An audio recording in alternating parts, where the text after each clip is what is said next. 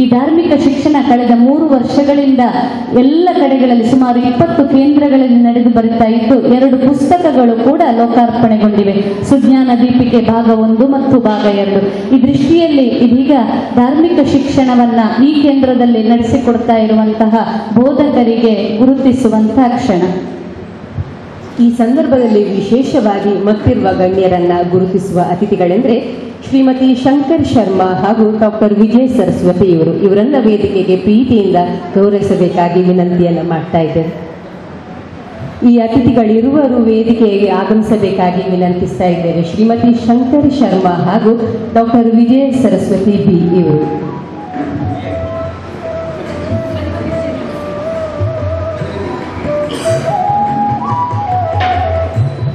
ಕಳೆದ 3 ವರ್ಷಗಳಿಂದ ಪ್ರತಿ ವಾರದಲ್ಲಿ 1 ಗಂಟೆಯ ತರಗತಿ ಶಾಲಾ ಸಮಯವನ್ನು ಹೊರತುಪಡಿಸಿ ಹಿಂದೂ ಧರ್ಮದಲ್ಲಿ ಇರುವಂತಹ ಮೌಲ್ಯಯುತ ವಿಚಾರಗಳನ್ನು ಮತ್ತು ಸಂಸ್ಕಾರಯುತ ನಡವಳಿಕೆಗಳನ್ನು ಪುಟ್ಟ ಪುಟ್ಟ ಮಕ್ಕಳಿಗೆ ಮನವರಿಕೆಯನ್ನು ಮಾಡಿಸುವಲ್ಲಿ ಮಕ್ಕಳಲ್ಲಿ ಮಾನಸಿಕ, ಬೌದ್ಧಿಕ ಮತ್ತು ಧಾರ್ಮಿಕ ಏಳಿಗೆಗಳನ್ನು ರೂಪಿಸುವಲ್ಲಿ ತಮ್ಮ ಸೇವೆಯನ್ನು ಭಕ್ತಿಪೂರ್ವಕವಾಗಿ ನೀಡುತ್ತಿರುವಂತಹ ಇವರುಗಳನ್ನು ವೇದಿಕೆಯಲ್ಲಿರುವ ಗಣ್ಯರು ಗೌರವಿಸಬೇಕಾಗಿ ವಿನಂತಿಸ್ತಾ ಇದ್ದೇವೆ.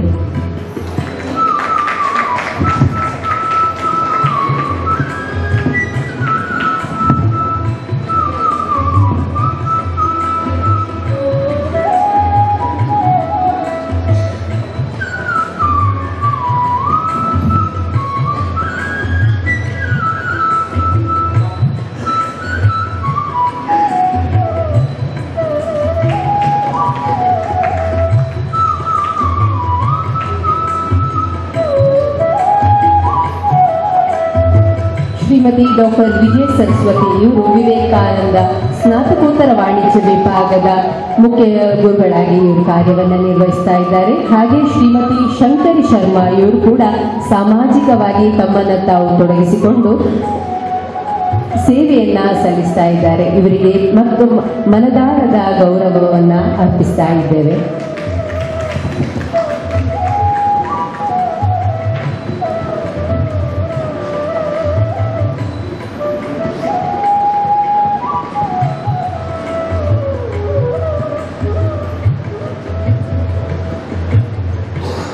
ಗೌರವ ಸ್ವೀಕರಿಸಿದಂತಹ ಅತಿಥಿಗಳಿಗೆ ಧನ್ಯವಾದಗಳನ್ನು ಅರ್ಪಿಸ್ತಾ ಕಾರ್ಯಕ್ರಮದಲ್ಲಿ ಮುಂದಕ್ಕೆ ನಮ್ಮ ಜೊತೆಗೆ ಉಪಸ್ಥಿತರಿರುವಂತವರು ಪುತ್ತೂರು ತಾಲೂಕು ಕನ್ನಡ ಸಾಹಿತ್ಯ ಪರಿಷತ್ತು ಇದರ ಅಧ್ಯಕ್ಷರಾಗಿರುವಂತಹ ಶ್ರೀಯುತ ಉಮೇಶ್ ನಾಯ್ಕ್ ಅವರು ಇದೀಗ ತಮ್ಮ ಶುಭ ನುಡಿಗಳಿಗಾಗಿ ವೇದಿಕೆ.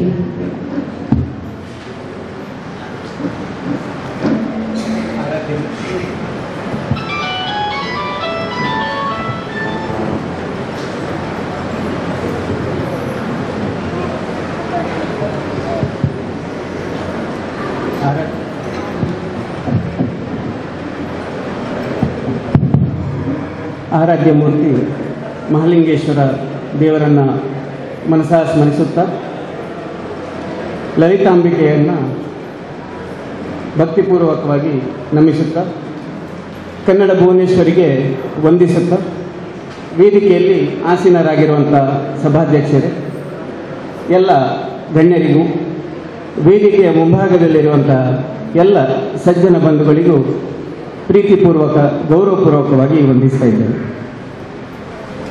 ಸಿಂಧೂರ, ತಿಲಕ, ಬೊಟ್ಟು ಇತ್ಯಾದಿ ಹೆಸರುಗಳಿಂದ ವಿಜೃಂಭಿಸುತ್ತಿರುವ ನಮ್ಮ ಭಾರತೀಯ ಭವ್ಯ ಸನಾತನ ಪರಂಪರೆಯ ಅಸ್ಮಿತೆ ಈ ಸಿಂಧೂರ.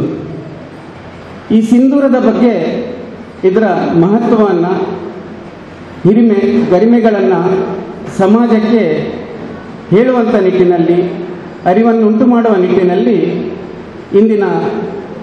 ಇಂದು ಬಿಡುಗಡೆಯಾಗಿರುವಂತಹ ಈ ಕೃತಿ ಕುಂಕುಮ ಮಹತಿ ಅತ್ಯಂತ ಅದ್ಭುತವಾದಂಥ ಕೃತಿ. ಮಾತ್ರವಲ್ಲದೆ ಸರ್ವೇ ಸಾಮಾನ್ಯವಾಗಿ ನಮ್ಮ ಮನಸ್ಸಿನಲ್ಲಿ ಮೂಡುವಂತಹ ಎಲ್ಲ ಪ್ರಶ್ನೆಗಳಿಗೂ ಉತ್ತರ ಇದೆ. ಇನ್ನೂ ಈಗಾಗಲೇ ಕೃತಿಕಾರರು ಹೇಳಿದ ಹಾಗೆ ಈ ಒಂದು ಜ್ಞಾನ ಸಾಗರದಲ್ಲಿ ನಾವು ಕೈಯನ್ನು ಹಿಡ್ಕೊಂಡು ಹೋದರೆ ಕೈ ತುಂಬ ಜ್ಞಾನ ಬರ್ತದೆ. ಗ್ಲಾಸನ್ನು ತಗೊಂಡೋದ್ರೆ ಗ್ಲಾಸಲ್ಲಿ, ಅದೇ ರೀತಿಯಲ್ಲಿ ಹಂಡೆಯನ್ನು ತಗೊಂಡೋದ್ರೆ ಹಂಡೆಯಲ್ಲಿ, ಟ್ಯಾಂಕರನ್ನು ತಗೊಂಡೋದ್ರೆ ಟ್ಯಾಂಕರ್. ಈ ರೀತಿಯ ಗಾತ್ರದಲ್ಲಿ ನಾವು ಜ್ಞಾನವನ್ನು ಸಂಪಾದಿಸಬಹುದು. ಆ ನಿಟ್ಟಿನಲ್ಲಿ ಇನ್ನೂ ಹೆಚ್ಚಿನ ಒಂದು ಸಂಶೋಧನೆ ಅಥವಾ ವಿಚಾರಗಳನ್ನು ಮಂಡಿಸಲಿಕ್ಕೆ ಅವಕಾಶಗಳು ಇದೆ ಅಂತ ಹೇಳಿ ಈಗಾಗಲೇ ಕೃತಿಕಾರರು ಹೇಳಿದರು. ಆದರೂ 456 ದಿನಗಳನ್ನು ಈ ಒಂದು ಕೃತಿಗಾಗಿ ತಮ್ಮ ಒಂದು ಅದ್ಭುತವಾದಂಥ ಅಥವಾ ಅಮೂಲ್ಯವಾದಂಥ ಸಮಯವನ್ನು ಇದಕ್ಕಾಗಿ ವಿನಿಯೋಗಿಸಿ ಈ ಕೃತಿಯನ್ನು ನಿರ್ಮಾಣ ಮಾಡಿದ್ದಾರೆ. ಅದಕ್ಕೆ ಅನೇಕರು ಸಹಾಯವನ್ನು ನೀಡಿದ್ದಾರೆ. ಇವರೆಲ್ಲರ ಈ ಒಂದು ಕಾರ್ಯವನ್ನು ಮುಕ್ತಕಂಠದಿಂದ ಅಭಿನಂದಿಸ್ತಾ ಇದ್ದೇನೆ. ಅದೇ ರೀತಿಯಲ್ಲಿ ಸಂಸ್ಕೃತದಲ್ಲಿ ಇರುವಂಥ ಅನೇಕ ಶ್ಲೋಕಗಳನ್ನು, ಅದರ ಅರ್ಥವನ್ನು ಕನ್ನಡಕ್ಕೆ ಅನುವಾದ ಮಾಡಿ ಕನ್ನಡ ಸಾಹಿತ್ಯ ಲೋಕಕ್ಕೆ, ಸಾರಸ್ವತ ಲೋಕಕ್ಕೆ ನೀಡಿರುವ ಹಿನ್ನೆಲೆಯಲ್ಲಿ ಎಲ್ಲ ಪರಿಶ್ರಮಕ್ಕೆ ಕಾರಣೀಭೂತರಾದಂಥ ಎಲ್ರಿಗೂ ನಾನು ಅಭಿನಂದನೆಯನ್ನು ತಿಳಿಸ್ತಾ ಇದ್ದೇನೆ. ಮಾತ್ರವಲ್ಲದೆ ಈ ಒಂದು ಕೃತಿ ಲೋಕಾರ್ಪಣೆ ಆಗಬೇಕಿದ್ರೆ ಅದಕ್ಕೊಂದು ಹಿನ್ನೆಲೆ ಇದೆ, ಪ್ರೇರಣೆ ಇದೆ. ಶ್ರೀ ಗುರು ರಾಘವೇಶ್ವರ ಶ್ರೀಗಳ ಒಂದು ಪ್ರೇರಣೆಯಂತೆ ಶ್ರೀಮತಿ ಕೃಷ್ಣವೇಣಿ ಮುಳಿಯ ಅವರ ಮುತುವರ್ಜಿಯಲ್ಲಿ ಈ ಒಂದು ಕೃತಿ ಲೋಕಾರ್ಪಣೆ ಆಗಿದೆ. ಈ ಒಂದು ಕೃತಿ ಪ್ರಾರಂಭವಾದದ್ದೇ ಒಂದು ರೋಚಕವಾದಂಥ ಸಂಗತಿಯನ್ನು ಅವರು ಈಗಾಗಲೇ ಹೇಳಿದರು. ಅದಕ್ಕಾಗಿ ಕಳೆದ 1.5 ವರ್ಷಗಳಿಂದ ನಿರಂತರ ವಾಯುವೇಗದಲ್ಲಿ ಅವರು ಸಂಚಾರವನ್ನು ಮಾಡಿ ಯಾರನ್ನು ಸಹ ಒಂದು ಗಳಿಗೆ ಸುಮ್ಮನೆ ಕೂತ್ಕೊಳ್ಳಿಕ್ಕೆ ಬಿಡದೆ ನಿರಂತರವಾಗಿ ಯಾವುದೇ ಪ್ರಶ್ನೆಗಳಿರ್ಬೋದು, ಅದೊಂದು ಬಾಲಿಶವಾದ ಪ್ರಶ್ನೆ ಅಂತ ಹೇಳ್ಕೊಂಡ್ರು ಯಾವುದೇ ಮುಜುಗರ ಪಡದೆ ಪ್ರತಿಯೊಂದು ಪ್ರಶ್ನೆಗಳನ್ನು ವಿದ್ವಾಂಸರಲ್ಲಿ ಕೇಳಿ ಆ ಒಂದು ಪ್ರಶ್ನೋತ್ತರ ಮಾಲಿಕೆಯನ್ನು ಕೂಡ ಅವರು ಮಾಡಿ ಈ ಒಂದು ಕೃತಿಯಲ್ಲಿ ಅಳವಡಿಸಿದ್ದಾರೆ. ಅದರಿಂದಾಗಿ ನಮಗೆಲ್ಲರಿಗೂ ಸಹ ಈ ಬಗ್ಗೆ ಏನು ಮಾಹಿತಿಗಳ ಕೊರತೆ ಇದೆಯೋ ಆ ಕೊರತೆಯನ್ನು ಕೂಡ ನೀಗಿಸುವಂಥ ಕಾರ್ಯ ಮಾಡಿದ್ದಾರೆ. ಆದ್ದರಿಂದ ಈ ನಿಟ್ಟಿನಲ್ಲಿ ಇವರ ಕಾರ್ಯವನ್ನು ಮತ್ತೊಮ್ಮೆ ಗೌರವಪೂರ್ವಕವಾಗಿ ನಾನು ಸ್ಮರಿಸ್ತೇನೆ, ಅಭಿನಂದಿಸ್ತೇನೆ. ಮಾತ್ರವಲ್ಲದೆ ಮುಳಿಯ ಪ್ರತಿಷ್ಠಾನ ಮತ್ತು ದೇವಾಲಯ ಸಂವರ್ಧನಾ ಸಮಿತಿ, ಈ ಮುಳಿಯ ಪ್ರತಿಷ್ಠಾನದ ಒಂದು ವಿಶೇಷ ಕಾರ್ಯಚಟುವಟಿಕೆ ಅಂತ ಹೇಳಿದರೆ ಕೆರೆಯ ನೀರನ್ನು ಕೆರೆಗೆ ಚೆಲ್ಲಿ ಅಂತ ಹೇಳುವ ಹಾಗೆ. ಅವರು ಈಗಾಗಲೇ ಹಿಂದಿನ ಈಗ ನಿಕಟಪೂರ್ವ ಅಧ್ಯಕ್ಷರೂ ಆಗಿದ್ದಾರೆ ಪುತ್ತೂರು ಶ್ರೀ ಮಹಾಲಿಂಗೇಶ್ವರ ದೇವಸ್ಥಾನದ್ದು. ಅವರ ಒಂದು ಸೇವಾ ಅವಧಿಯಲ್ಲಿ ಪುತ್ತೂರಿನ ಸಾರ್ವಜನಿಕರನ್ನು ಎಲ್ಲರನ್ನ ಒಳಗೂಡಿಸಿಕೊಂಡು ಅನೇಕ ಸೇವಾ ಕಾರ್ಯಗಳನ್ನು ಮಾಡಿದ್ದಾರೆ. ಮಾತ್ರವಲ್ಲದೆ ಈಗಲೂ ಕೂಡ ಮುಳಿಯ ಪ್ರತಿಷ್ಠಾನದ ವತಿಯಿಂದ ಈ ಒಂದು ಕೃತಿಯನ್ನು ಲೋಕಾರ್ಪಣೆ ಮಾಡಲಿಕ್ಕೆ ಆರ್ಥಿಕ ನೆರವನ್ನು ಕೂಡ ನೀಡಿದ್ದಾರೆ. ಅವರಿಗೂ ಕೂಡ ಸಾಹಿತ್ಯ ಪರಿಷತ್ತಿನ ಪರವಾಗಿ ಗೌರವಪೂರ್ವಕವಾಗಿ ಅಭಿನಂದಿಸ್ತಾ ಇದ್ದೇನೆ. ಈಗಾಗಲೇ ಪಂಡಿತೋತ್ತಮರು, ಕಶಕೋಡಿ ಸೂರ್ಯಭಟ್ರು ಬಹಳ ಅದ್ಭುತವಾಗಿ ಮಾತಾಡಿದರು ಪುಸ್ತಕದ ಬಗ್ಗೆ, ಕೃತಿಯ ಬಗ್ಗೆ. ಹೆಚ್ಚಿನ ವಿಚಾರಗಳನ್ನು ಕುಂಕುಮದ ಮಹತ್ವದ ಬಗ್ಗೆ ನಾನೇನು ಹೇಳಬೇಕಾಗಿಲ್ಲ, ಶ್ರೀಯುತರು ಹೇಳಿದ್ದಾರೆ, ಡಾಕ್ಟರ್ ವಿಜಯ ಸರಸ್ವತಿಯವರು ಹೇಳಿದ್ದಾರೆ. ನೀವು ಹೇಳಿ ಅಂತ ಹೇಳಿದರೆ ನನಗೆ ಹೇಳಲಿಕ್ಕೂ ಗೊತ್ತಿಲ್ಲ. ಆದರೆ ಅವರು ಹೇಳಿದ ಶ್ರೀಯುತ ಸೂರ್ಯಭಟ್ರು ಹೇಳಿರುವಂಥ ಒಂದು ವಿಚಾರಕ್ಕೆ ಒಂದು ವಿಚಾರವನ್ನು ಸೇರಿಸಿ ಹೇಳುತ್ತಿದ್ದರೆ ಪುಸ್ತಕದ ಬಗ್ಗೆ ಅದಕ್ಕೆ ಅಭಿಷೇಕವನ್ನು, ಪೂಜೆಯನ್ನು ಮಾಡುವಂಥ ಕೆಲವು ವಿಚಾರಗಳನ್ನು ಹೇಳಿದರು. ಇದೇ ರೀತಿಯ ಒಂದು 3 ಘಟನೆಗಳು ನನಗೆ ಇಲ್ಲಿ ನೆನಪಿಗೆ ಬರ್ತಾ ಇದೆ. ಇದೇ ದಕ್ಷಿಣ ಕನ್ನಡ ಜಿಲ್ಲೆಯಲ್ಲಿ ಒಂದು ಮನೆಯಲ್ಲಿ ಸುಮಾರು 500-600 ವರ್ಷಕ್ಕೂ ಹಿಂದಿನ ಒಂದು ವಿಶೇಷವಾದಂತಹ ಒಂದು ದೈವಿಕ ವಸ್ತು ಒಂದು ಮನೆಯ ದೇವ ಅಂದರೆ ಅವರ ದೇವರ ಕೋಣೆಯಲ್ಲಿ ಪುರಾತನ ಅಂದರೆ ಅನಾದಿ ಕಾಲದಿಂದಲೂ ಅದಕ್ಕೆ ಅವರು ಪೂಜೆ ಪುರಸ್ಕಾರಗಳನ್ನು ಮಾಡ್ತಾಯಿದ್ರು, ಅಭಿಷೇಕವನ್ನು ಕೂಡ ಮಾಡ್ತಾಯಿದ್ರು. ಆ ಅಭಿಷೇಕವನ್ನು ಯಾಕೆ ಮಾಡ್ತಾರೆ ಅಂತ ಹೇಳಿದರೆ ಅಪ್ಪ ಮಾಡ್ತಾಯಿದ್ರು, ಅಪ್ಪ ಯಾಕೆ ಮಾಡ್ತಾರೆ ಅಂದರೆ ಅಜ್ಜ ಮಾಡ್ತಾಯಿದ್ರು. ಈ ರೀತಿ ಬೆಳೆದು ಬಂದಂಥ ಒಂದು ಆಚರಣೆ. ಆದರೆ ಪುತ್ತೂರಿನ ಶಾಸನ ತಜ್ಞರಾಗಿರುವಂಥ ಡಾಕ್ಟರ್ ಉಮಾನಶೇನಿಯವರು ಆ ಮನೆಗೆ ಹೋದಾಗ ಆ ಮನೆಯಲ್ಲಿ ಪೂಜೆ ಮಾಡುವಂಥ ವಿಷಯವನ್ನು ಏನಂತೇಳಿ ನೋಡುವಾಗ ಅದೊಂದು ತಾಳೆಗ್ರಂಥ. ಎಷ್ಟೋ ನೂರಾರು ವರ್ಷಗಳ ಹಿಂದಿನ ತಾಳೆಗ್ರಂಥ. ಅದಕ್ಕೆ ಪೂಜೆ ಮಾತ್ರ ಅಲ್ಲ, ಅಭಿಷೇಕವನ್ನು ಮಾಡಿ ಅದು ತಾವು ಹೇಳಿದ ಹಾಗೆ ಅದು ತಾಳೆಗರಿ ಹೀಗಿದ್ದದು ಹೀಗೆ ಆಗೋದು. ಅದರಲ್ಲಿರುವಂಥ ಎಲ್ಲ ವಿಚಾರಗಳು, ಅಮೂಲ್ಯ ವಿಷಯಗಳು ಕೂಡ ಯಾರಿಗೂ ಗೊತ್ತಾಗದಂತಹ ಪರಿಸ್ಥಿತಿಯಲ್ಲಿ ಬಂದಿವೆ. ಈ ಒಂದು ಘಟನೆಯನ್ನು ಹೇಳ್ತಾ, ಇದಕ್ಕೆ ಪೂರಕವಾಗಿ ಪುತ್ತೂರಿನ ಕಡಬ ತಾಲೂಕಿನಲ್ಲಿ ಇನ್ನೊಂದು ಬಹಳ ಆಶ್ಚರ್ಯವಾದಂಥ ಒಂದು ವಿಷಯ ನಡೆದಿತ್ತು. ಒಂದು ದೇವಾಲಯದಲ್ಲಿ ಒಂದು ನವಿಲಿನ ಒಂದು ಆಕೃತಿಗೆ ಪೂಜೆಯನ್ನು ಮಾಡ್ತಾಯಿದ್ರು ಅನೇಕ ವರ್ಷಗಳಿಂದ. ಅದು ಜೀರ್ಣಾವಸ್ಥೆಗೆ ಬಂದು ಅದನ್ನು ಮತ್ತೆ ಜೀರ್ಣೋದ್ಧಾರ ಮಾಡುವ ಸಂದರ್ಭದಲ್ಲಿ ಗರ್ಭಗುಡಿಯಲ್ಲಿರುವಂಥ ಮೂರ್ತಿಯನ್ನು ತೆಗೆಯುವಾಗ ಬಹಳ ಆಶ್ಚರ್ಯ ಆಯಿತು. ಅದು ದೇವರ ಮೂರ್ತಿ ಅಲ್ಲ, ಅದೊಂದು ಶಾಸನದ ಮೇಲ್ಭಾಗದಲ್ಲಿರುವಂತಹ ಒಂದು ನವಿಲಿನ ಮೂರ್ತಿ ಮಾತ್ರ ಕಾಣ್ತಾ ಇತ್ತು, ಕೆಳಗೆ ಶಾಸನ ಇತ್ತು. ಅದು ಕಾಲಗರ್ಭಕ್ಕೆ ಸೇರಿ ಭೂಗರ್ಭದೊಳಗೆ ಕೂತೋಗಿತ್ತು. ಕೇವಲ ನವಿಲಿನ ಮೂರ್ತಿ ಚಿತ್ರ ಮಾತ್ರ ಕಾಣ್ತಾ ಇತ್ತು. ಮತ್ತೆ ಆ ವಿಷಯ ಗೊತ್ತಾಗಿ ಅದು ದೇವರ ಮೂರ್ತಿ ಅಲ್ಲ, ಅದು ಶಾಸನ ಅಂತೇಳಿ ಗೊತ್ತಾಗ ತಕ್ಷಣವೇ ಅದನ್ನು ಗರ್ಭಗುಡಿಯಿಂದ ದೇವಸ್ಥಾನದಿಂದ ಹೊರಬಾಗಿಲಿನಲ್ಲಿ ಇಟ್ಟು ತಿಳಿಸಿದರು. ಅಂದರೆ ಅಲ್ಲಿ ತನಕ ಒಂದು ಸಂಪ್ರದಾಯವನ್ನು ಏನು ಯಾಕೆ ಮಾಡ್ತಾರೆ ಅಂತೇಳಿ ಗೊತ್ತಾಗ್ತಾ ಇಲ್ಲ. ಈ ರೀತಿ ನಾವು ಯಾವುದೇ ವಿಚಾರವನ್ನು, ಕುಂಕುಮವನ್ನು ಹಚ್ಚೋದಾಗಲಿ ಯಾವುದೇ ವಿಚಾರವನ್ನು ಮಾಡದಿದ್ದರೂ ಕೂಡ ಅದು ಯಾಕೆ ಮಾಡ್ತೇವೆ ಅಂತ ಹೇಳುವಂಥ ವಿಚಾರ ನಮಗೆ ಗೊತ್ತಿದ್ರೆ ಮಾತ್ರ, ಅದರ ಮಹತ್ವ ಗೊತ್ತಿದ್ರೆ ಮಾತ್ರ ಅದಕ್ಕೊಂದು ಹಿನ್ನೆಲೆ ಬರ್ತದೆ ಅಥವಾ ಅದಕ್ಕೊಂದು ಅರ್ಥ ಬರ್ತದೆ. ಆ ನಿಟ್ಟಿನಲ್ಲಿ ಇವತ್ತು ನಾವು ನಿತ್ಯವೂ ತಿಲಕವನ್ನು ಹಚ್ಚುತ್ತೇವೆ. ನಮ್ಮ ಭಾರತೀಯ ಸನಾತನ ಪರಂಪರೆಯಲ್ಲಿ ಯಾವುದೇ ಶುಭ ಕಾರ್ಯ ಮಾಡದಿದ್ದರೂ ಸಹ ಒಂದು ತಿಲಕವನ್ನು ಇಲ್ಲದೆ ಶುಭ ಕಾರ್ಯ ಮಾಡುವ ಕ್ರಮವೇ ಇಲ್ಲ. ಆದರೆ ತಿಲಕ ಯಾಕೆ ಇಡ್ತೇವೆ ಅಂತೇಳಿ ನಮಗೆ ಗೊತ್ತಿಲ್ಲ. ಆ ತಿಲಕ ಇಡುವಂಥ ವಿಚಾರಗಳು ಈ ಕೃತಿಯಲ್ಲಿ ಬಹಳ ಸುಂದರವಾಗಿ ಮೂಡಿ ಬಂದಿದೆ.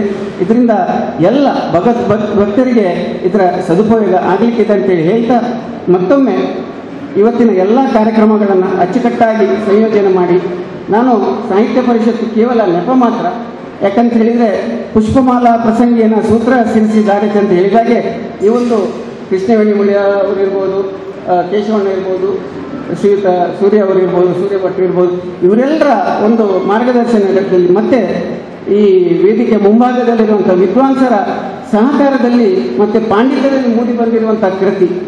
ನಾವು ಸಾಹಿತ್ಯ ಪರಿಷತ್ತು ಮತ್ತು ನಾನು ವೈಯಕ್ತಿಕ ನೆಲೆಯಲ್ಲಿ ಕೇವಲ ಸೂತ್ರ ಮಾತ್ರ ಅಂತೇಳಿ ಹೇಳ್ತಾ, ಈ ಎಲ್ಲ ಈ ಕೃತಿಯ ಗೌರವಗಳು ಕೃತಿಕಾರರಿಗೆ ಮತ್ತು ಶ್ರೀಮತಿ ಕೃಷ್ಣವೇಣಿಯವರಿಗೆ ಮುಳಿಯ ಪ್ರತಿಷ್ಠಾನಕ್ಕೆ ಸೇರಬೇಕಾಗುವುದು ಅಂತ ಹೇಳ್ತಾ ಅವಕಾಶಕ್ಕೆ ವಂದಿಸ್ತೇವೆ. ತಮ್ಮ ಆಶಯದ ಮಾತುಗಳು ಇನ್ನಷ್ಟು ಬಲವನ್ನು ಕೃತಿಕಾರರಿಗೆ ನೀಡುತ್ತದೆ ಅಂತ ಹೇಳ್ತಾ, ಕಾರ್ಯಕ್ರಮದ ಮುಖ್ಯವಾಗಿ ಇದೀಗ ಅಧ್ಯಕ್ಷೀಯ ನೆಲೆಯಲ್ಲಿ ಶ್ರೀಯುತ ಕೇಶವ ಪ್ರಸಾದ ಮುಳಿಯ ಇವರಿಂದ ಅಧ್ಯಕ್ಷೀಯ ನುಡಿಗಳು. ಅಜ್ಞಾನತಿಮಿರಾಂಧಸ್ಯ ಜ್ಞಾನಾಂಜನಶಲಾಕೆಯ ಚಕ್ಷುರ್ಮೀಲಿತಮ್ಯೇನ ತಸ್ಮೈ ಶ್ರೀ ಗುರುವೇ ನಮಃ. ಶ್ರೀ ಗುರು ಗಣಪತಿ ನಮಸ್ಕರಿಸುತ್ತಾ, ಮಾಲಿಂಗೇಶ್ವರನ ಚರಣಾರವಿಂದಗಳಿಗೆ ಸಾಷ್ಟಾಂಗ ಪ್ರಣಾಮಗಳನ್ನು ಮಾಡುತ್ತಾ, ವೇದಿಕೆಯಲ್ಲಿ ಆಸೀನರಾಗಿರುವಂತಹ ಹಿರಿಯರಾದಂತಹ ಮಾರ್ಗದರ್ಶಕರು ಹಾಗೂ ನನ್ನ ಕಾಲೇಜಿನ ಸಮಯದ ಸ್ನೇಹಿತರು ಆದಂತಹ ಆತ್ಮೀಯರಾದಂತಹ ಕಶಕೋಡಿ ಸೂರ್ಯನಾರಾಯಣ ಭಟ್ ಅವರೇ, ದೇವಾಲಯ ಸಂವರ್ಧನಾ ಸಮಿತಿಯ ವಿಭಾಗ ಸಂಯೋಜಕರಾದಂತಹ ಗಣೇಶ್ ಅವರೇ,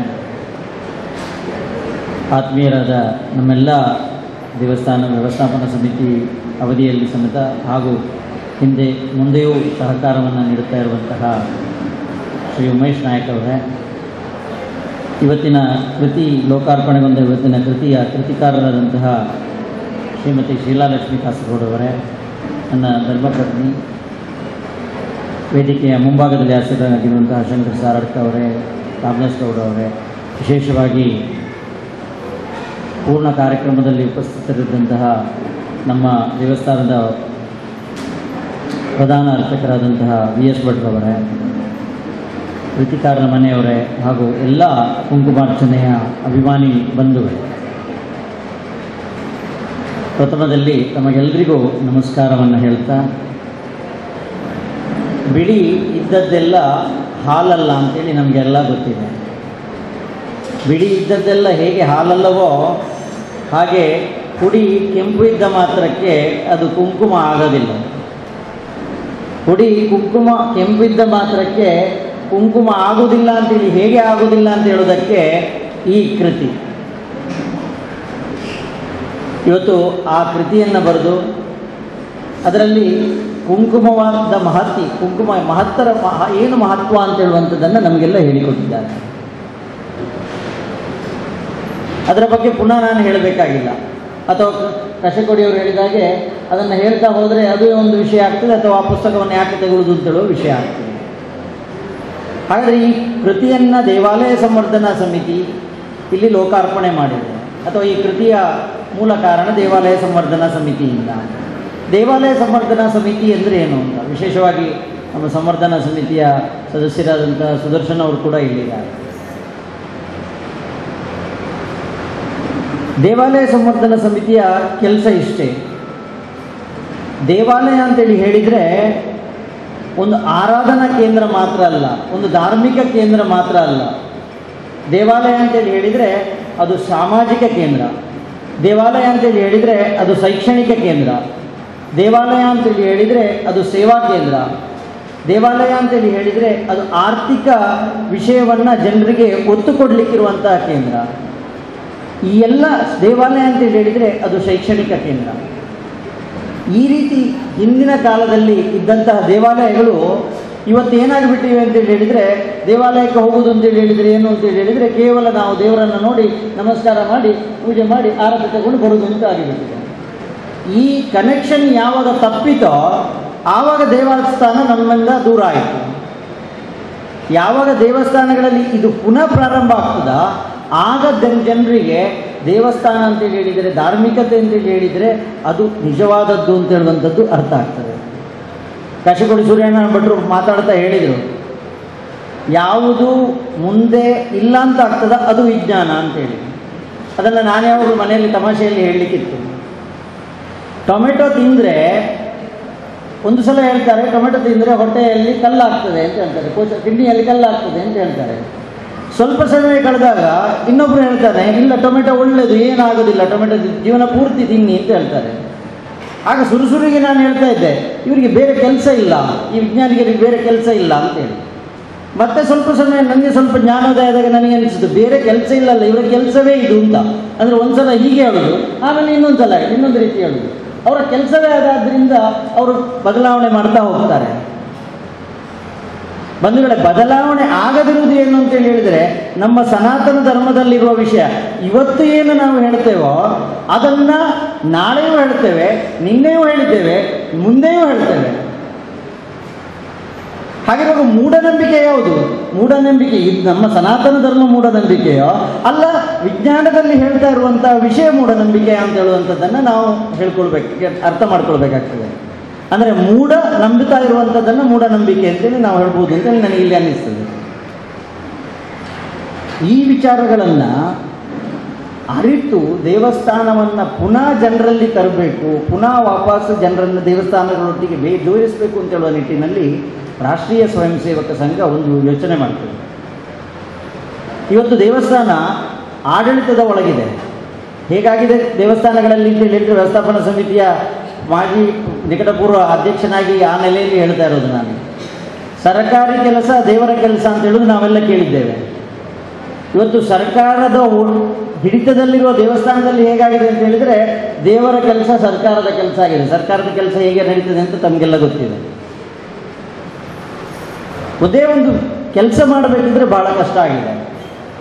ಅಂಥ ನಿಟ್ಟಿನಲ್ಲಿ ಮುಂದಿನ ದಿವಸಗಳಲ್ಲಿ ದೇವಸ್ಥಾನವನ್ನು ಜನರೊಟ್ಟಿಗೆ ಇರಬೇಕು, ಜನರನ್ನು ಬೆರೆಸಲಿಕ್ಕೋಸ್ಕರ ಈ ಒಂದು ದೇವಾಲಯ ಸಂವರ್ಧನಾ ಸಮಿತಿ ಏನು ಮಾಡ್ತದೆ? ದೇವಾಲಯ ಸಂವರ್ಧನಾ ಸಮಿತಿ ಈ ರೀತಿ ಪುಸ್ತಕ ಬಿಡುಗಡೆ ಅಥವಾ ಪುಸ್ತಕ ಬಿಡುಗಡೆ ಮಾಡುವಂಥ ಕೆಲಸ, ಜ್ಞಾನ ಪಸರಿಸುವಂಥ ಕೆಲಸ, ಶಿಕ್ಷಣದ ಕೆಲಸ.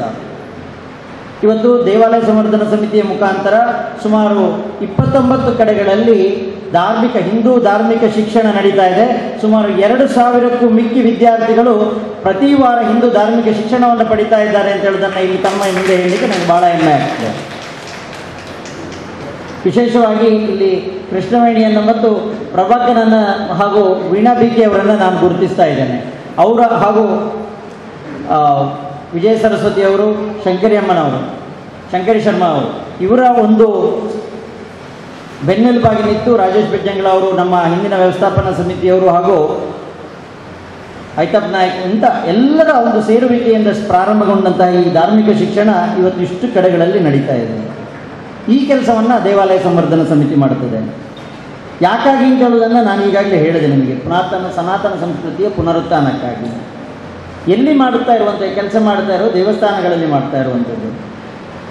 ಈ ದೇವಸ್ಥಾನಗಳಲ್ಲಿ ಕೆಲಸ ಮಾಡುವಾಗ ಆ ದೇವಸ್ಥಾನದ ವ್ಯವಸ್ಥಾಪನಾ ಸಮಿತಿಯವರು ಸಹಕಾರ ಕೊಡಬೇಕು. ನಮಗೆ ಈಗಾಗಲೇ ಕೃಷ್ಣಮಣಿ ಹೇಳಿದರು, ಅದೇ ರೀತಿಯಲ್ಲಿ ವ್ಯವಸ್ಥಾಪನಾ ಸಮಿತಿಯ ಪಂಜುಗುಡ್ಡ ಈಶ್ವರ ಭಟ್ರು ಅವರು ಬೇಕಾದ ಸಹಕಾರವನ್ನು ಕೊಡ್ತಾ ಇದ್ದಾರೆ, ಎಲ್ಲ ರೀತಿಯ ಸಹಕಾರವನ್ನು ಅವರು ನೀಡ್ತಾ ಇದ್ದಾರೆ.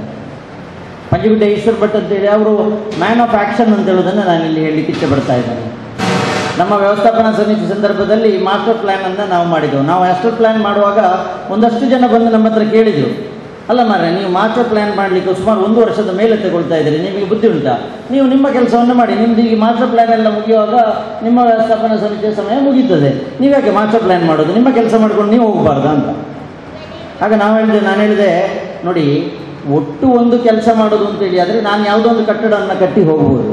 ಆದರೆ 18 ಎಕರೆ ಜಾಗ ಇರುವ ದೇವಸ್ಥಾನದಲ್ಲಿ ಒಂದು ವ್ಯವಸ್ಥೆ ಒಂದು ಈ ರೀತಿ ಆಗಬೇಕು, ನಾಳೆ ಬಂದ ಸಮಿತಿ ಕೂಡ ಇನ್ನೊಂದು ಯಾವ ರೀತಿಯಲ್ಲಿ ನಡೀಬೇಕು ಅಂತ ಹೇಳುವಂಥದ್ದನ್ನು ನಾವು ಒಂದು ರೂಪುರೇಷೆ ಹಾಕದೆ ಮಾಡಿದರೆ ಈ ವ್ಯವಸ್ಥಾಪನಾ ಸಮಿತಿ ಕಟ್ಟೋದು, ಮುಂದಿನ ವ್ಯವಸ್ಥಾಪನಾ ಸಮಿತಿ ಕೆಡೋದು, ಈ ಕೆಲಸ ಆಗ್ಬೋದು.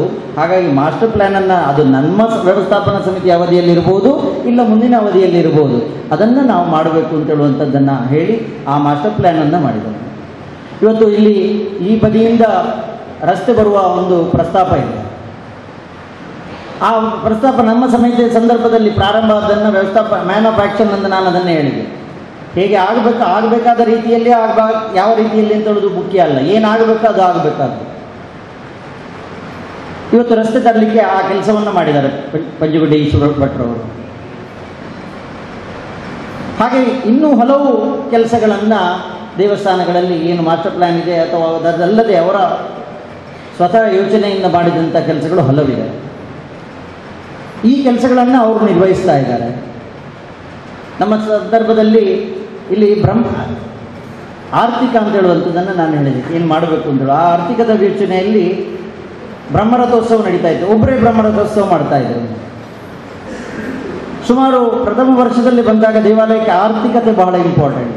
ಸೊ ಪ್ರಥಮ ವರ್ಷದಲ್ಲಿ ಸುಮಾರು 42 ಬ್ರಹ್ಮರಥೋತ್ಸವ ಆಯಿತು, 2ನೇ ವರ್ಷ 48, 3ನೇ ವರ್ಷ 52ಕ್ಕೆ ಹೋಯಿತು. ಈಶ್ವರ ಭಟ್ರವರು ಬಂದ ಈ ಸಂದರ್ಭದಲ್ಲಿ ಈ ಬಾರಿ 187 ಬ್ರಹ್ಮರಥೋತ್ಸವ ನಡೆದಿದೆ ಅಂತ ಹೇಳೋದನ್ನು ಹೇಳಲಿಕ್ಕೆ ಭಾಳ ಹೆಮ್ಮೆ, ಸಂತೋಷ ಆಗ್ತಾ ಇದೆ. ಹಾಗಾಗಿ ಈ ಎಲ್ಲ ಕೆಲಸಗಳನ್ನು ಮುಂದುವರಿಸಬೇಕು. ಅಂದರೆ ನಾನಿಲ್ಲಿ ಉಲ್ಲೇಖ ಮಾಡ್ತಾ ಇರೋದು ಯಾಕೆ ಅಂತ ಹೇಳಿದರೆ, ಒಂದು ವ್ಯವಸ್ಥಾಪನಾ ಸಮಿತಿಯ ಅಧ್ಯಕ್ಷನಾಗಿ ಬಂದ ನಂತರ ದೇವಾಲಯಕ್ಕೆ ಪರ್ಮನೆಂಟ್, ದೇವಸ್ಥಾನದ ಸೇವೆ ನಮ್ಮದು ಪರ್ಮನೆಂಟ್. ಯಾಕೆಂತ ಹೇಳಿದರೆ ದೇವಸ್ಥಾನಕ್ಕೆ ಬರಬೇಕು, ಸೇವೆಗೆ ಬರಬೇಕು ಅಂತೇಳಿ ನಾನು ಬಯಸಿ ಬಂದವನಲ್ಲ. ಒಂದು ದಿವಸ ತಂಡ ಬಂತು, ಸಂಘದಿಂದ ತಂಡ ಬಂದು ಕೇಳಿದರು, ನೀವು ದೇವಸ್ಥಾನಕ್ಕೆ ಬರಬೇಕು, ದೇವಸ್ಥಾನದ ಅಧ್ಯಕ್ಷರಾಗಬೇಕು ಅಂತ. ನಾನು ಹೇಳಿದೆ, ನನ್ನಿಂದ ಆಗಲಿಕ್ಕಿಲ್ಲ, ಸಮಯ ಸೆಟ್ ಆಗ್ತದೆ ಇಲ್ಲೋ ಗೊತ್ತಿಲ್ಲ ಅಂತ. ನನಗೆ 1 ವಾರ ಸಮಯಾವಕಾಶ ಕೊಡಿ ಅಂತ ಕೇಳಿದೆ. 1 ವಾರ ಯೋಚನೆ ಮಾಡಿದಾಗ ಅನಿಸ್ತು, ನಾನು ಅಪ್ಲಿಕೇಶನ್ ಹಾಕಿದ್ದಲ್ಲ, ಯಾರೋ ಬಂದು ಕೇಳಿದ್ದಾರೆ, ಆಗಬೇಕು ಬರಬೇಕು ಅಂತ ಕೇಳಿದ್ದಾರೆ ಅಂತ ಹೇಳಿದರೆ ಅದು ಮಹಾಲಿಂಗೇಶ್ವರನೇ ಕರೆದದ್ದು. ಅವನು ಕರೆದಾಗ ಇಲ್ಲ ಅಂತೇಳಿ ಹೇಳುವಂತಹ ಅಷ್ಟು ದೊಡ್ಡ ಜನ ನಾನಲ್ಲ, 3 ವರ್ಷ ನಾನು ಸೇವೆಗಿದ್ದೇನೆ ಅಂತ ಹೇಳೋದನ್ನು ಹೇಳಿದೆ ಬಂದಿದೆ. ಹಾಗಾಗಿ ಆ ಒಂದು ಸೇವೆಯನ್ನು ಮಾಡಿದ್ದನ್ನು ಇನ್ನೂ ಮುಂದುವರಿಸಬೇಕು. ಯಾಕೆಂತ ಹೇಳಿದರೆ ಒಂದು ಸಲ ಸೇವಕನಾಗಿದ್ದವನು ಆಗಾಗಲೇ ಹೇಳಿದರು, ತಾವೆಲ್ಲ ಚಾಕರಿಯವರು ಅಂತ. ಆ ಚಾಕರಿಯನ್ನು ಮುಂದುವರಿಸುವ ನಿಟ್ಟಿನಲ್ಲಿ ಈ ಕೆಲಸಗಳು ದೇವಾಲಯ ಸಂವರ್ಧನಾ ಸಮಿತಿಯ ಮೂಲಕ ನಾವು ನಡೆಸಲಿಕ್ಕಿದ್ದೇವೆ ಅಂತ ಹೇಳೋದನ್ನು ಹೇಳ್ತಾ, ಈ ಒಂದು ಪುಸ್ತಕ ಇವತ್ತು ಬಹಳ ಚೆಂದಾಗಿ ಓದಿ ಬಂದಿದೆ. ಕೋಶ ಓದು ಇಲ್ಲ ದೇಶ ಸುತ್ತು ಅಂತೇಳಿ ಹಿರಿಯರು ಹೇಳಿದ್ದಾರೆ. ನಾನು ಕೋಶ ಓದೋದ್ರಲ್ಲಿ ಸ್ವಲ್ಪ ಹಿಂದೆ, ಕಶೆಕೊಡಿಯವರು ಹೇಳಿದರು, ಸ್ವಲ್ಪ ಅವರು ಹೇಳಿದ ರೀತಿಯವ ನಾನು. ಹೆಂಡತಿ ಯಾವಾಗಲೂ ಬೈತಾಳೆ, ನೀವು ಇನ್ನೂ ಪುಸ್ತಕ ತಂದರೆ ಜಾಗ್ರತೆ ಅಂತೇಳಿ. ಯಾಕೆಂದರೆ ನಾನು ಪುಸ್ತಕಗಳು ತಗೊಂಡು ಬರೋದು, ಅದನ್ನು ಕಪಾಟಲ್ಲಿ ಇಡೋದು. ನನ್ನದು ಲೆಕ್ಕ ಹೇಗೆ ಅಂತ ಹೇಳಿದರೆ, ಇವತ್ತಲ್ಲ ನಾಳೆ ಒಂದು ಯಾವುದೋ ಒಂದು ಬರ್ತದೆ, ಅದರಲ್ಲಿ ಹೇಗೆ ಅಂತ ಹೇಳಿದರೆ ಪೆನ್ ಡ್ರೈವಲ್ಲಿ ನೀವು ಹಾಕಿ ಮೊಬೈಲ್ ಇದಕ್ಕೆ ಕಂಪ್ಯೂಟರಿಗೆ ಕೊಟ್ಟು ಅದನ್ನು ಕಾಪಿ ಪೇಸ್ಟ್ ಅಂತೇಳಿ ಮಾಡಿದಾಗ ಟೊಯ್ ಅಂತೇಳಿ ಹೋಗ್ತದೆ ನೋಡಿ. ಸೊ ಆ ರೀತಿಯಲ್ಲಿ ಪುಸ್ತಕದಿಂದ ಸೀದಾ ನಮ್ಮ ತಲೆಗೆ ಹೋಗುವಾಗ ಒಂದು ವ್ಯವಸ್ಥೆ ಇದ್ದರೆ ನಾನು ಪುಸ್ತಕ ಭಾಳ ಸುಲಭವಾಗಿ ಓದ್ತೇನೆ ಅಂತೇಳಿ ನಮಗೊಂದು ಕನಸಿದೆ. ಅದು ಯಾವಾಗ ಆಗ್ಬೋದು ಅಂತ ಹೇಳೋದನ್ನು ಯೋಚನೆ ಮಾಡುವ. ಸೊ ಸ್ವಲ್ಪ ದೇಶ ಸುತ್ತದರಲ್ಲಿ ಜಾಸ್ತಿ. ಸೊ ಹಾಗಾಗಿ ಕೋಶ ಓದು ಮತ್ತು ದೇಶ ಸುತ್ತದರಲ್ಲಿ ನಾನು 2ನೇವ ಅಂತೇಳಿ ಹೇಳ್ತಾ, ಗಂಧ ಬೊಟ್ಟಿನ ಬಗ್ಗೆ ಒಂದು ಮಾತನ್ನು ಹೇಳಿ ನನ್ನ ಅಧ್ಯಕ್ಷೀಯ ಭಾಷಣವನ್ನು ಮುಗಿಸ್ತೇನೆ. ಕಶೆಕೊಡಿ ಸೂರ್ಯಣ್ಣ ಹೇಳಿದರು, ಬೊಟ್ಟು ಹಾಕಬೇಕು, ಬೊಟ್ಟು ಎಲ್ಲರೂ ಹಾಕಿದ್ದರಿಂದ ಆ ಕುಂಕುಮ ಅಥವಾ ನೈಜ ಕುಂಕುಮ ಹಾಕಿದ್ರಿಂದ ಪ್ರಯೋಜನ ಆಗ್ತದೆ. ನನ್ನ ಹೆಂಡತಿ ಕೂಡ ನೈಜ ಕುಂಕುಮ ಹಾಕಿದ್ರಿಂದ ಏನಾಗ್ತದೆ ಅಂತ ಯಾವಾಗಲೂ ಹೇಳ್ತಾ ಇದ್ದೆ. ನನಗಂತೂ ನಾನು ಗಂಧದ ಬೊಟ್ಟು ಹೆಚ್ಚಾಗಿ ಹಾಕ್ತಾ ಇದ್ದೆ. ಜಪ ಮಾಡಿ ಹೊರಟ ದಿವಸ ಗಂಧದ ಬೊಟ್ಟು ಯಾವಾಗಲೂ ಇರ್ತಿತ್ತು. ಅರ್ಜೆಂಟಲ್ಲಿದ್ದ ದಿವಸ ಗಂಧ ಬೊಟ್ಟು ಇರ್ತಿರ್ಲಿಲ್ಲ. ಆದರೆ ದೇವಸ್ಥಾನಕ್ಕೆ ಬಂದ ಮೇಲೆ, ಅಧ್ಯಕ್ಷನಾಗಿ ಬಂದ ಮೇಲೆ ಅದನ್ನು ಕಟ್ಟುನಿಟ್ಟಾಗಿ ಪಾಲಿಸಿದೆ. ಹೊರಡುವ ಮೊದಲು ಆ ಕೆಲಸಗಳನ್ನು ಮಾಡಿ ಗಂಧದ ಬೊಟ್ಟು ಹಾಕಿ ಹೊರಡುವುದು ಅಂತ ಹೇಳುವಂಥದ್ದನ್ನು ಪಾಲಿಸಿದೆ. ಬಂಧುಗಳೇ, ನಂಬ್ತಿರೋ ಬಿಡ್ತೀರೋ ಭಾಳಷ್ಟು ಸ್ವಲ್ಪ ಆಗಾಗ ರುದ್ರಾವತಾರ ಆಗ್ತಿತ್ತು ನಂದು. ಆದರೆ ದೇವಸ್ಥಾನದ 3 ವರ್ಷಗಳಲ್ಲಿ ದೇವರು ನನ್ನ ವ್ಯವಸ್ಥಾಪನಾ ಸಮಿತಿಯವರು ಎಲ್ಲರೂ ನನ್ನನ್ನು ಹೇಳಿದ್ದೇನು ಅಂತ ಹೇಳಿದರೆ, ಅಧ್ಯಕ್ಷರು ಬಿಸಿ ಮಾತಾಡೋದನ್ನು ನೋಡಲೇ ಇಲ್ಲ ಅಂತ, ಬಿಸಿಯಾಗುವುದನ್ನು ನೋಡಲೇ ಇಲ್ಲ ಅಂತ. ಅಂದರೆ ನನಗನ್ನಿಸ್ತದೆ ಆ ಗಂಧ ಏನು ತಂಪು ಇದೆ ಆ ತಂಪನ್ನು ನಮಗೆ ಕೊಡ್ತದೆ ಅಂತ ಅನಿಸ್ತದೆ ನನಗೆ. ಹಾಗಾಗಿ ಆ ತಂಪನ್ನು ಕೊಡುವಂತಹ ಈ ಗಂಧ ಇರ್ಬೋದು ಅಥವಾ ಆರೋಗ್ಯವನ್ನು ಕೊಡುವಂತಹ ಕುಂಕುಮ ಇರ್ಬೋದು, ಅದು ನಮ್ಮಲ್ಲಿ ಯಾವಾಗಲೂ ಇರಬೇಕು ಅಂತೇಳಿ ಹೇಳ್ತಾ, ನನ್ನ ತಮ್ಮನ ಮಗಳು ಹೇಳ್ತಾಳೆ, ಹುಡುಗಿಯರಿಗೆ ಗಂಧ ಬೊಟ್ಟಿಡಬೇಕು ಅಂತೇಳಿ ಹೇಳಿದಾಗ ಅವ್ರದ್ದು ಯಾವಾಗಲೂ ಕ್ವಶನ್ ಇದೆ, ಅದು ಯಾಕೆ ಹುಡುಗಿಯರಿಗೆ ಮಾತ್ರ ಇಡಬೇಕು, ಹುಡುಗರು ಯಾಕೆ ಇಡಬಾರ್ದು, ಹುಡುಗರು ಯಾಕೆ ಹೇಳೋದಿಲ್ಲ, ನೀವು ಹುಡುಗರು ಯಾಕೆ ಹೇಳೋದಿಲ್ಲ ಅಂತ. ಆಗ ನಾನು ಎದುರು ಬಂದಾಗ ಅವಳು ಹೇಳ್ತಾಳೆ, ನೋಡಿ ದೊಡ್ಡಪ್ಪ ಇದ್ದಾಳೆ, ದೊಡ್ಡಪ್ಪ ಕೊಡೋದು ಬೊಟ್ಟು ಹಾಕ್ತಾರೆ ಯಾವಾಗಲೂ ಅಂತ ಹೇಳೋದನ್ನು ಹೇಳ್ಕೊಂಡು ನನ್ನ ಸೈಡಲ್ಲಿ ಹಿಡ್ಕೊಂಡು ಅವಳು ಹೇಳ್ತಾಳೆ, ಬಾಕಿಯವರಿಗೆ ಸಹ ನೀವು ಹೇಳಬೇಕು ಅಂತ ಹೇಳೋದನ್ನು ಹೇಳ್ತಾರೆ. ಹಾಗಾಗಿ ಗಂಧ ಬೊಟ್ಟಾಗಲಿ ಕುಂಕುಮ ಬೊಟ್ಟಾಗಲಿ ಅದು ತಿಲಕ ಅಂತ ಹೇಳುವಂಥದ್ದು ಅದು ಹೆಂಗಸರಿಗಾಗಲಿ ಗಂಡಸರಿಗಾಗಲಿ ಶ್ರೇಯಕರ ಶೋಭೆ ಅಂತ ಹೇಳೋದನ್ನು ಹೇಳ್ತಾ, ಇವತ್ತು ಈ ಒಂದು ಪ್ರಯತ್ನಕ್ಕೆ ಸಹಕಾರ ಕೊಟ್ಟಂತಹ ಎಲ್ಲರನ್ನ ಸ್ಮರಿಸುತ್ತಾ, ಧಾರ್ಮಿಕ ಶಿಕ್ಷಣವನ್ನು ವಿಶೇಷ ರೀತಿಯಲ್ಲಿ ತಗೊಂಡು ಹೋಗ್ತಾ ಇರುವಂತಹ ಎಲ್ಲ ಕೇಂದ್ರದವರು, ವಿಶೇಷವಾಗಿ ಈಗ ನೀವು ನೋಡಿದ್ರಿ ಪ್ರಭಾಕನವರಿಗೆ ನಾವಿಲ್ಲಿ ಸನ್ಮಾನ ಮಾಡಿದ್ದೇವೆ. ಪ್ರಭಾಕನವರು ಒಂದು ಕೇಂದ್ರ ಅಲ್ಲ, ಒಂದು ಕೇಂದ್ರದಲ್ಲಿ 2 ತಂಡವನ್ನು ಮಾಡ್ತಾ ಇದ್ದಾರೆ. 9 ಜನರಿಂದ ಪ್ರಾರಂಭವಾದಂತಹ ಕೇಂದ್ರದಲ್ಲಿ ಇವತ್ತು 109 ಜನ. ಪ್ರಭಾಕ 109 ಅಂತ ನನ್ನ ಹತ್ರ ಹೇಳಿದರು, ಇವಾಗ 114 ಅಂತೆ. 114 ಜನ ಇದ್ದಾರೆ. 2 ದಿವಸ ಕ್ಲಾಸ್ ಮಾಡ್ತಾರೆ. ಯಾಕೆಂದರೆ 100 ಜನರನ್ನು ಒಟ್ಟಿಗೆ ಕೂರಿಸಿ ಕ್ಲಾಸ್ ಮಾಡಲಿಕ್ಕೆ ಸಾಧ್ಯ ಇಲ್ಲ. ಹಾಗಾಗಿ 2 ದಿವಸ ಕ್ಲಾಸ್ ಮಾಡ್ತಾರೆ. ಜನರು ನಾವು ಹೇಳೋದು, ನಮ್ಮ ಮಕ್ಕಳಿಗೆ ಧಾರ್ಮಿಕತೆ ಇಲ್ಲ, ನಮ್ಮ ಮಕ್ಕಳಿಗೆ ಇದು ಗೊತ್ತಿಲ್ಲ, ನಮ್ಮ ಮಕ್ಕಳು ಪಾಲಿಸೋದಿಲ್ಲ ಅಂತ. ನಾವೇನು ಮಾಡಿದ್ದೇವೆ ಅವರಿಗೆ ಹೇಳಲಿಕ್ಕೆ ಅಂತ ಹೇಳೋದನ್ನು ನಾವು ತಿಳ್ಕೊಂಡ್ರೆ, ನಾವು ಅರ್ಥ ಮಾಡಿಕೊಂಡ್ರೆ, ನಮ್ಮ ಮನೆಗಳ ಪಕ್ಕ ಇರುವಂತಹ ಧಾರ್ಮಿಕ ಕೇಂದ್ರಗಳಲ್ಲಿ ತಾವು ಒಬ್ಬೊಬ್ಬರು ಒಂದೊಂದನ್ನು ಮಾಡಿದರೆ ಇವತ್ತು ಖಂಡಿತವಾಗಿ ನಾವು ಧಾರ್ಮಿಕ ಶಿಕ್ಷಣವನ್ನು ಇಡೀ ದೇಶದಲ್ಲಿ ತಗೊಂಡು ಹೋಗ್ಲಿಕ್ಕೆ ಸಾಧ್ಯ ಇದೆ. ಅದಕ್ಕೆ ಗುರುದೇವಾನುಗ್ರಹದಿಂದ ಪುಸ್ತಕ ರೆಡಿಯಾಗಿದೆ, ಅದನ್ನು ತಾವೆಲ್ಲರೂ ಮಾಡಬೇಕು, ನಾವೆಲ್ಲರೂ ಮಾಡಬೇಕು ಅಂತೇಳಿ ಹೇಳ್ತಾ, ಮತ್ತೊಮ್ಮೆ ಕಶಕೊಡಿ ಸೂರ್ಯನಾರಾಯಣ ಅವರಿಗೆ, ದೇವಾಲಯ ಸಂವರ್ಧನಾ ಸಮಿತಿಯ ಶ್ರೀಯುತ ಗಣೇಶ್ ಅವರಿಗೆ ಹಾಗೂ ಉಮೇಶಣ್ಣಯ್ಯವರು, ಅವರು ಬೇರೆ ಬೇರೆ ರೀತಿಯಲ್ಲಿ ಸಹಕಾರ ಮಾಡುವಂಥವರು ಇವತ್ತು ಕೂಡ ನಮ್ಮೊಂದಿಗೆ ಇದ್ದಾರೆ. ಅವರು ಹೇಳುವಾಗ ಹೇಳಿದರು, ನಾನೇನು ಮಾಡಲಿಲ್ಲ ಅಂತೇಳಿ. ಅದು ಏನು ಮಾಡಿದ್ದಾರೆ ಅಂತೇಳಿ ನಮಗೂ ಗೊತ್ತಿದೆ, ನಿಮಗೂ ಅದು ಗೊತ್ತಿರುತ್ತದೆ ಅಂತೇಳಿ ಹೇಳ್ತಾ, ಚಂದವಾಗಿ ಪುಸ್ತಕ ಬರೆದ ಶೀಲಾಲಕ್ಷ್ಮಿ ಅವರಿಗೆ ಮತ್ತು ಕೃಷ್ಣವೇಣಿಗೆ ಮತ್ತೊಮ್ಮೆ ಅಭಿನಂದನೆಗಳನ್ನು ಸಲ್ಲಿಸ್ತಾ ನನ್ನ 2 ಮಾತುಗಳನ್ನು ಮುಗಿಸ್ತೇನೆ. ಶ್ರದ್ಧಾ ಭಕ್ತಿ ಕೇಂದ್ರದ ಮೂಲಕ ಧರ್ಮ ಜಾಗೃತಿಯ ನೆಲೆಯಲ್ಲಿ ವಿಶೇಷವಾಗಿ ಇವತ್ತಿನ ನಿರ್ವಹಣೆ ಮಾಡುವಂಥವರು, ಅವರು ನಮ್ಮ ಈ ಧಾರ್ಮಿಕ ಕಾರ್ಯಗಳಲ್ಲಿ ಒಟ್ಟಾಗಿ ನಮ್ಮೊಂದಿಗೆ ಹೆಜ್ಜೆ ಹಾಕ್ತಾ ಇರುವಂಥದ್ದು ವಿಜಯ ಸರಸ್ವತಿ ಅವರು. ಅವರಿಗೂ ಡಾಕ್ಟರ್ ವಿಜಯ ಸರಸ್ವತಿ ಅವರಿಗೂ ವಿಶೇಷ ಅಭಿನಂದನೆಗಳನ್ನು ಸಲ್ಲಿಸ್ತಾರೆ. ಶ್ರದ್ಧಾ ಭಕ್ತಿ ಕೇಂದ್ರಗಳ ಮೂಲಕ ಧರ್ಮ ಜಾಗೃತಿಯ ಕೆಲಸವನ್ನ ಮಾಡುತ್ತಾ ಧರ್ಮ ರಕ್ಷಣೆಯ ಕೆಲಸ ಇನ್ನಷ್ಟು ತಮ್ಮಿಂದ ಆಗಲಿ ಅನ್ನುವಂಥ ಸದಾಶಯವನ್ನ ಈ ಮೂಲಕ ವ್ಯಕ್ತಪಡಿಸ್ತಾ, ಕಾರ್ಯಕ್ರಮದ ಒಟ್ಟು ನೆಲೆಯಲ್ಲಿ ಇದನ್ನು ಚಂದಗಾಣಿಸಿಕೊಟ್ಟಂತಹ ಎಲ್ಲರಿಗೂ ಕೂಡ ಇದೀಗ ಗೌರವ ಸಮರ್ಪಣೆ. ನಮ್ಮ ಜೊತೆಗೆ ಮುಖ್ಯ ಅತಿಥಿಯಾಗಿ ಇದ್ದು ಗೌರವವನ್ನ ಸ್ವೀಕರಿಸಬೇಕು ಅಂತ ಹೇಳಿ ಕೇಳ್ಕೊಳ್ತಾ ಇದ್ದೇವೆ. ಶ್ರೀಯುತ ಕಶಕೋಡಿ ಸೂರ್ಯನಾರಾಯಣ ಭಟ್ ಇವರಿಗೆ ನೆನಪಿನ ಕಾಣಿಕೆಯ ರೀತಿ ನಮ್ಮ ಜೊತೆಗೆ ಇರುವಂತವರು ಮುಖ್ಯ ಅತಿಥಿ ನೆಲೆಯಲ್ಲಿ ಶ್ರೀಯುತ ಉಮೇಶ್ ನಾಯ್ಕು, ತಾವು ಕೂಡ ಅಧ್ಯಕ್ಷರಿಂದ ಒಂದು ಸ್ಮರಣಿಕೆಯನ್ನ ಸ್ವೀಕರಿಸಬೇಕು ಅಂತ ಹೇಳ್ತಾ, ಜಿ ಎಸ್ ಶಿವರುದ್ರಪ್ಪನವರು ಒಂದು ಕಡೆಯಲ್ಲಿ ಹೇಳ್ತಾರೆ, ಎನಿತು ಜನ್ಮದಲ್ಲಿ ಎನಿತು ಜೀವರಿಗೆ ಎನಿತು ನಾವು ಋಣಿಯೋ, ತಿಳಿದು ನೋಡಿದರೆ ಬಾಳು ಎಂಬುದಿದು ಋಣದ ರತ್ನದ ಗಣಿಯೋ. ಬಹುಶಃ ಈ ಒಟ್ಟು ಕಾರ್ಯಕ್ರಮದಲ್ಲಿ ನಾವು ಎಷ್ಟು ಜನರಿಗೆ ಕೂಡ ಋಣಿಯಾಗಿದ್ರೆ ಸಾಲದು.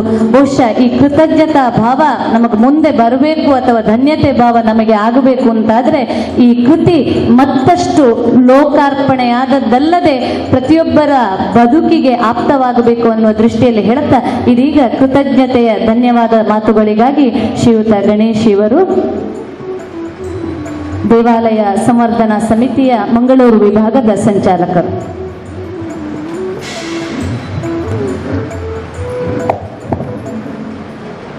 ಬಂಧುಗಳೇ, ದೇವಾಲಯ ಸಂವರ್ಧನಾ ಸಮಿತಿ ಕರ್ನಾಟಕ ಹಾಗೂ ಮಂಗಳೂರು ವಿಭಾಗದ ಆಶ್ರಯದಲ್ಲಿ ನಡೆದಂಥ ಈ ಕಾರ್ಯಕ್ರಮ, ಅದರ ಜೊತೆಗೆ ಮುಳಿಯ ಪ್ರತಿಷ್ಠಾನ ಇದರ ಸಹಯೋಗ, ಪುತ್ತೂರಿನ ತಾಲೂಕಿನ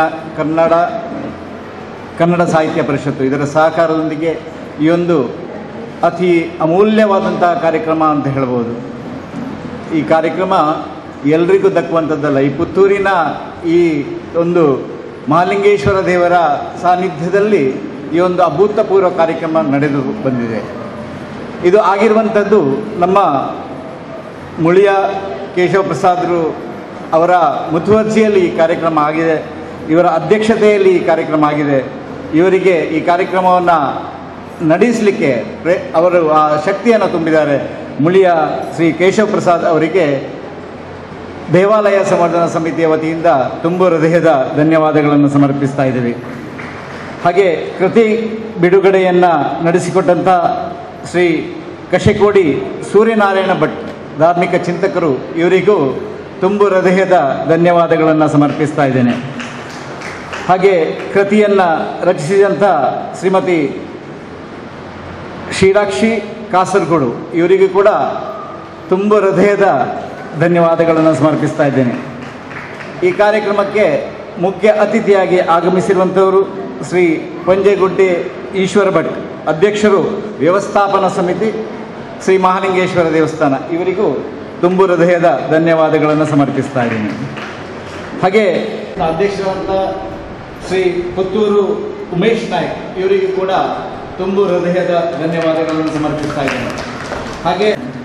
ಹಾಗೆ ಈ ಒಂದು ಅವಕಾಶ ಈ ಪುತ್ತೂರಿನ ಈ ಒಂದು ದೇವಾಲಯ ಸಂವರ್ಧನಾ ಸಮಿತಿಯ ಹಾಗೆ ಈ ಧಾರ್ಮಿಕ ಶಿಕ್ಷಣವನ್ನು ನೀಡುತ್ತಿರುವಂತಹ ನೀವೆಲ್ಲ ಆತ್ಮೀಯರು ಸಜ್ಜನ ಬಂದಿಗಳು ತುಂಬ ಹೃದಯದ ಧನ್ಯವಾದಗಳನ್ನು ಸಮರ್ಪಿಸ್ತಾ ಇದ್ದೇನೆ. ನಿನ್ನೆ ತಪ್ಪಾಗಿ ನಾನು ಪುತ್ತೂರಿನವಲ್ಲ, ಮಂಗಳೂರು ಈ ಕಾರ್ಯಕ್ರಮಕ್ಕೆ ಇಲ್ಲಿ ಪುತ್ತೂರಿನಲ್ಲಿ ಹೊಸದು. ನಾನು ಇಲ್ಲಿಂದ ಪುತ್ತೂರಿನ ಮಣ್ಣಿನಿಂದ ಹುಡುಗಿಯನ್ನು ಮದುವೆ ಮಾಡುವುದು ಕರ್ಕೊಂಡೋಗಿದ್ದೇನೆ ಅಷ್ಟೇ. ನನಗೆ ಮತ್ತು ಇಲ್ಲಿ ಇರುವಂಥ ಸಂಬಂಧ. ಧನ್ಯವಾದಗಳು ಸಮರ್ಪಿಸುತ್ತೇನೆ. ಬದಲಾಗುತ್ತಿರುವ ಸಮಾಜಕ್ಕೆ ಶಾಶ್ವತವಾದಂಥ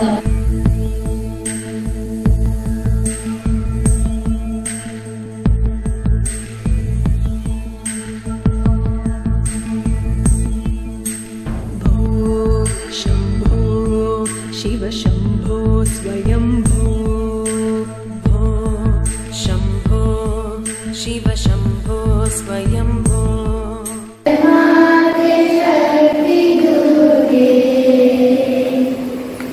भो